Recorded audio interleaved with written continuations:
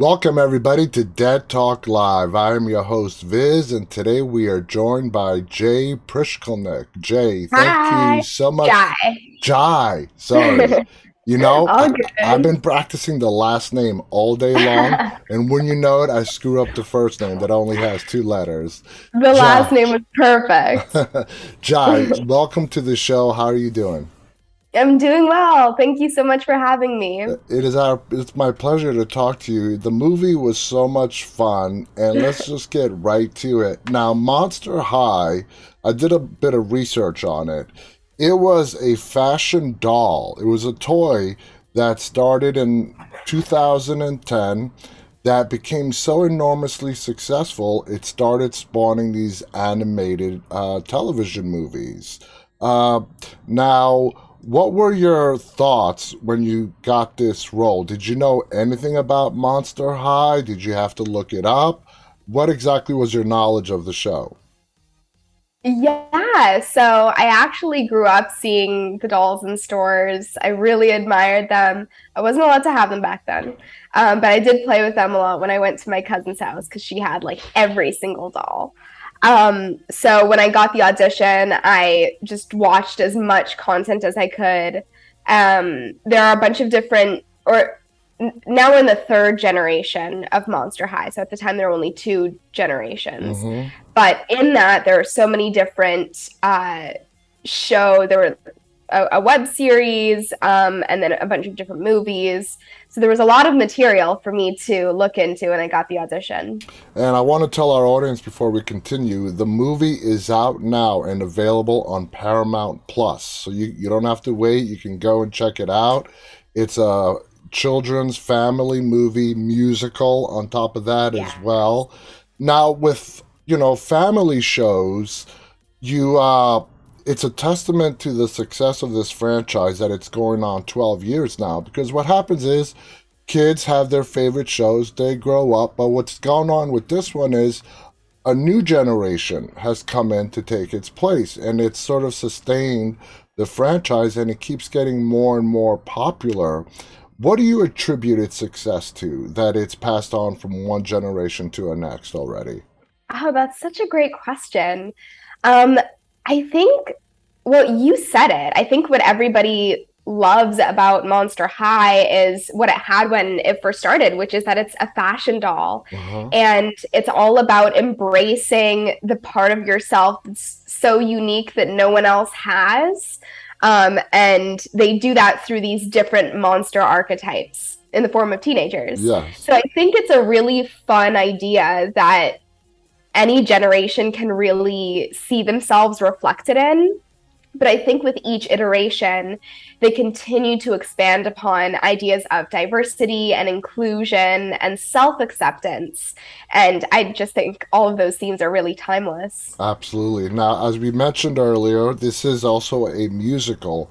How Yeah. rigorous was the audition process when it came to the musical aspect and the dance, the choreography of the movie? Yes. So the audition process for me included a self tape of, I think, three or four of the scenes, which I then had two subsequent callbacks Mm-hmm. after my original tape. And that also included a song of my choice. I had to sing about a minute of a song. I chose The Man by Taylor Swift Nice. because I thought what better to represent Cleo De Nile than a song about a woman imagining how much more powerful she would be if only she were a man. Yeah. Um, and then for the three leads, I know that they also had to submit a dance tape. And I think Mia, who plays Claudine, and Case, who plays Deuce, I think they even did a chemistry read on Zoom where they had to sing a duet together. Wow. And we're all familiar with Zoom, so I Yeah. think we can all respect how difficult that would have been to just be in harmony with one another, but they did it. Absolutely. And it came out great on the screen. Now, when you guys got to Yeah. filming, how much time was spent on the choreography? I know there's a scene in the classroom where you partake in the choreography as well. How intense was, just getting that choreography right? It was pretty intense. When we first arrived in Vancouver, which is where we shot the film, we had 2 weeks of boot camp prep, which was completely devoted to learning the choreography, figuring out wardrobe, doing screen tests with the wigs and the makeup. And then we started shooting. Okay. And, 2 weeks, it may or may not sound like a lot of time, but me, for sure, I could have used at least 2 months because I needed the practice. But fortunately, we had some really amazing choreographers, so patient and so kind and so enthusiastic. And they were with us every step of the way, helping us learn the dances. It was definitely a lot of work in a really short amount of time. But I think having the whole team there really helped everybody get up to speed in time. Now, you play Cleo De Nile, okay? Yeah. She comes across as your teen, popular, mean girl. Did you sort of embrace that aspect of Cleo and run with it? Yeah, absolutely. That's who she is. She's shameless about that. And that's what she's loved for in the existing fandom, so our reimagination of the story definitely called upon that personality trait of hers. She's got the attitude, the boldness, and the sass. And as an actor, I'm trained never to judge the character because the moment you start judging the character, the further you get away from authentically portraying them. Yeah. So for me, my work began by justifying her actions, seeing where in her relationships and the dynamics with the people or the monsters around her, and her motives, why is she behaving the way that she does? And once I plug in that way, it's easy to just embrace all of her quirks and the full spectrum of her attitude and just have fun with it. Now, Cleo De Nile is Cleopatra. Now, it's sort of hinted at the movie, but I do have this question for you. Is your character like a descendant of Cleopatra? Is it the reincarnation of Cleopatra? How was that explained to you? So that's a fantastic question. I know that Cleo De Nile is obviously inspired by the real life Cleopatra in our world. I have seen a few fan art designs that say Cleo De Nile is the granddaughter of Cleopatra. I'm not sure how true that is in canon. But I did have a pretty extensive conversation with one of our executive producers, Adam Bonnet, about this because I really love doing research on the background of a character. And for Cleo, that also included learning about the real life of Cleopatra, her education, her family, and her upbringing to plug that into Cleo De Nile.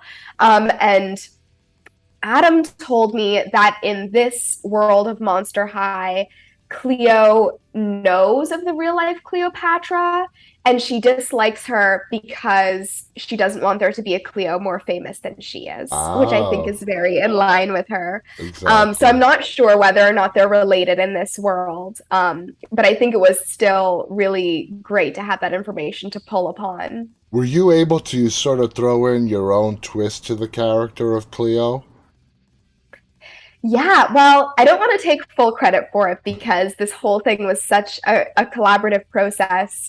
But I did work a lot with Todd and Adam. And from the very beginning, from the time I got the breakdown for the character, I remember it saying right in there, Cleo is not your average mean girl. We don't want you to play her like the Regina George or any of Hollywood's other infamous mean girls. So from the beginning, I tried to think of how I could bring myself to the character to really put a more unique spin on her. And something that I found in common with Cleo is that we're both competitive in the sense of being very academically inclined. So I pitched the idea to Adam and Todd, let's make Cleo the top monster in her class. Yeah. And so those moments in the movie where you see Cleo competing with Frankie to be the first one to answer, or trying to be 2 steps ahead and figure things out before everyone else. I think that's where her academic, intellectual edge comes into play. Okay, that makes total sense. Now, what do you think Cleo is trying to prove? I mean, she seems like she's just as insecure as any other teen would be at Monster High, but it feels like Cleo has something extra that she's trying to prove. What do you think that is? Yeah, I think there's a lot there beneath her layers, pun intended. Um, because when you look at the other Monster High films, you see that there's a lot of tension and sibling rivalry between Cleo and her older sister Nephra, and Yeah. there's a lot of expectation from her father, very similar to what Draculaura experiences in school, with trying to be the top of her class because her father expects it. So I think Cleo definitely wants to be seen as an equal, and I Hmm. think she has this facade of entitlement to make herself feel better, Yeah. when in actuality, I think she is struggling, like you said, with those Hmm. feelings of insecurity and vulnerability and questioning whether she is enough once she strips down this facade. And I think that this film is does a really great job of showing us what Cleo could like at the end of this redemption arc, Exactly. and sort of putting her into, what could the next few years of high school look like now that she has sort of embraced her vulnerabilities. And since you brought up Redemption Arc, what do you think when you read the script of Cleo? She does. I mean, Cleo is not a bad person. Let's just put that out there. She really isn't. But at the end, she, you know, teams up with her classmates to help protect everybody, and that is sort of her redemption arc. What do you think of that aspect of the story? Well, when I first read the script, I was actually really surprised. Spoiler alert, just in case anyone hasn't seen the movie. I was pretty positive that Cleo was the villain. Oh, So I was shocked when it wasn't, and I won't say who it is in case people haven't seen it yet. But I really admired how we get to see this other side of her at the end. And her wrapped up mummy heart sort of melts when Claudine goes out of her way and puts her own safety at risk to mm-hmm. rescue Cleo. I think that is when Cleo really sees, oh, maybe I don't need to garner friendship from fear mongering. Maybe Mm-hmm. I can just spread love like this new monster at school, because it seems to be working out pretty well for her. Oh, definitely. Now, what I think is great is that this takes real everyday aspects of teenage life and puts it in the fun setting of a monsters in high school. But it relays the message to kids, hey, it's okay to be different. Do you like Yeah. that theme, that undertone of the story? Yeah, I love that. I think that's at its heart what Monster High is really all about. Mm-hmm. I think we see that in their slogan: be unique, be yourself, be a monster, or be yourself, be unique. I always forget the order that it goes in. Um, but yeah, I think that ultimately that's really what viewers want to see. And somehow, I don't know the psychology about it, but I think somehow it's more digestible when you're not seeing actual teenagers, you're Yeah, seeing monster teenagers. So it's easier to engage with, it's more entertaining that way. exactly. It adds that fun But element to it. exactly. But I think with that really important message underneath, I mean, there's such a beating heart to this film. Mm-hmm. And I think that the film that we made during production really translated into the final product. And Yeah. so I'm really thrilled about that. Now, there's a overarching theme as well about humans are the enemy in the movie. Until, Mhm. well, we're not going to give anything away, but if any humans are a danger to us, why do you think that element is so important to be put into the story? Yeah, I think that I think that's really important for this specific story. Again, I won't say, or actually, no, I guess it is revealed in sort of the breakdown of the story. But we know that Claudine is half human and half werewolf. So the film really follows her struggling with these two adverse sides of herself that shouldn't coexist according to the rules at Monster High. Yeah. But within herself, they do. And she sort of brings in this fresh perspective of open-mindedness. Oh, maybe not all humans are bad. Maybe we're stereotyping an entire group of people, and maybe that's not really the best thing to do. So I think that is why that message is so important, just so that it can then be overcome by the end of the film. And that's really Claudine's objective, whether or not she knows it at the beginning of the movie. And it leads to total acceptance by the end for everyone. Now, you've been acting professionally for a lot of years now. Is Monster High... Would you say Monster High is something completely different from what you've done in the past?